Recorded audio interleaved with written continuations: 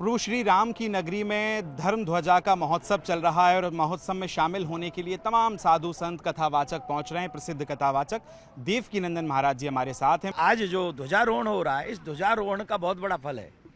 जो हमारे स्कंद पुराण में, गरुड़ पुराण में जो भी ध्वजारोहण करता है अथवा उसका दर्शन करता है, उसके लिए भी बहुत बड़ा फल है, बहुत बड़ा महत्व है।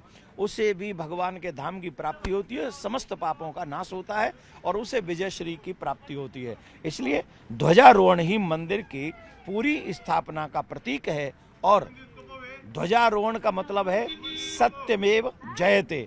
जहाँ सत्य है वहीं विजय है। 500 साल से जो असत्य इस देश में स्थापित था, विधर्मियों के कारण, आक्रांताओं के कारण, आज वहाँ सत्य का पताका फहराया जा रहा है। महाराज जी, प्राण प्रतिष्ठा के महोत्सव में आप पहुंचे, लगातार आप पहुंच रहे हैं और आज धर्म ध्वजा कहा जाता है किसी मंदिर का पूर्ण होना यह संकेत है। धर्म ध्वजा लहराने वाली 191 फीट धर्म ध्वजा का क्या महत्व है कथावाचक के तौर पे, जरा हमारे दर्शक। वही मैंने बताया कि स्कंद पुराण में, गरुड़ पुराण में जो भी मनुष्य इस ध्वजारोहण करता है अथवा उसका दर्शन भी करता है और विजय होने वाले की ध्वजा फहराई जाती है।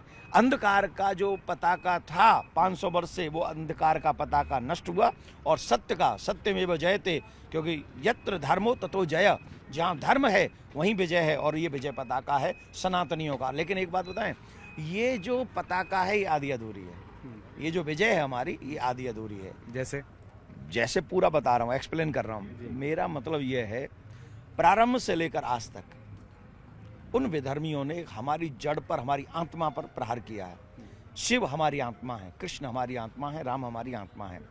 तो 3 जगहों पर उन दुष्टों ने आक्रमण किया था। उसमें से एक जगह पे विजय पताका फहराई जा रही है।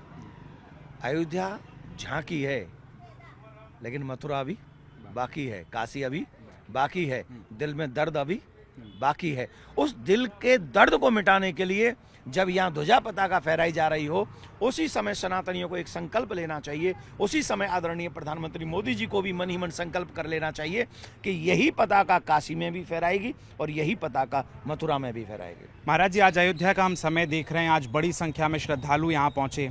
छतरपुर नई दिल्ली से आप आह्वान करते हैं, धर्म संसद में आप बोलते हैं कि हमें राम राज्य लाना है। फिर हमने बागेश्वर वालों की अभी यात्रा देखी, आपने किस तरह से ब्रज से जो आह्वान किया, क्या यही राम राज्य की कल्पना आप कर रहे हैं? राम राज्य की शुरुआत है। अच्छा, राम राज्य की शुरुआत है और सनातनी इसी दिशा में गए। पहले तो राम राज्य समझ लीजिए। कई लोग कहते हैं कि आपके हिंदू राष्ट्र में, आपके भारत में, आपके राम राज्य में मुसलमान असुरक्षित हो जाएंगे। आई एम सॉरी टू से, ये सच नहीं है। राम राज्य कहते किसको हैं? दैहिक दैविक भौतिक तापा, राम राज नहीं काहुई व्यापा। राम राज्य किसी को दुख नहीं देता है, राम राज्य सबको सुख देता है। और एक आध राज्य ऐसे हैं जहाँ वो सुख अपने आप को ही सुखी पाते हैं। या तो उनके हो जाओ, नहीं हो जाओगे तो तलवार और तुम्हारे पेट में यूं घुसेड़ देते, सब कुछ मार मूर के खत्म कर देते। वो राज्य नहीं है हमारा। राम जी का वो राज्य नहीं है। राम जी का राज्य है, कुत्ता भी अगर आए उसे भी न्याय मिलता है, चेंटी को भी खाना मिलता है। और राम राज्य का मतलब जानते क्या है? शेर और बकरी एक घाट पे पानी पीते हैं, ये है राम राज्य। इस राम राज्य को हम सपने सजो रहे हैं। किसको तकलीफ है भाई? कौन चाहता है बकरी काटना? कौन चाह रहा है बकरे काटना? कौन चाह रहा है सिंहों को मारना? कौन चाह रहा है आपस में द्वेष पैदा करना?